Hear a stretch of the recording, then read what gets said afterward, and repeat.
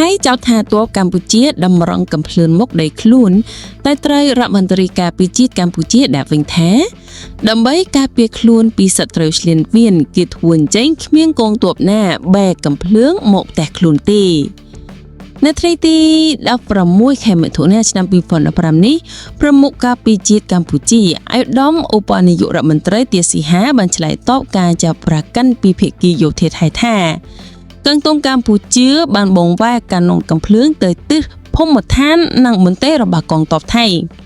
អាយដាមឧបនាយករដ្ឋមន្ត្រីបានបញ្ជាក់ថានេះជាយុទ្ធវិធីការពារជាតិរបស់កម្ពុជាពេលយ៉ាងបំពាក់សភាវុធគឺដើម្បីការពារបរណភាពទឹកដីច្បាស់ណាស់គោលដៅគឺទម្រង់ទៅខ្មាំងសត្រូវមិនតែមានក្បួនទ័ពណាដែលបង្វែរកន្ទងមកផ្ទះខ្លួនឯងនោះទេអាយដាមបន្តជាសំណួរថាឬមួយកងទ័ពថៃរៀនយុទ្ធវិធីខុសពីកម្ពុជាអាយដាមបន្តជាសំណួរថាឬមួយកងទ័ពថៃរៀនយុទ្ធវិធីខុសពីកម្ពុជាអាយដាមឧបនាយករដ្ឋមន្ត្រីបានរំលឹកផងដែរថាជំរឿនសន្តិវិធីគឺត្រូវផ្អែកលើការចរចារវាងរដ្ឋាភិបាលទាំងពីរ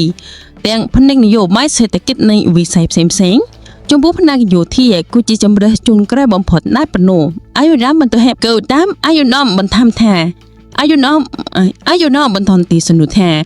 យើងត្រៀមខ្លួនរួចជាស្រេចសម្រាប់ការការពារទឹកដីកម្ពុជាដែលគ្មានមហិច្ឆតាឈ្លានពានទៅប្រទេសយុទ្ធខាងឡើយ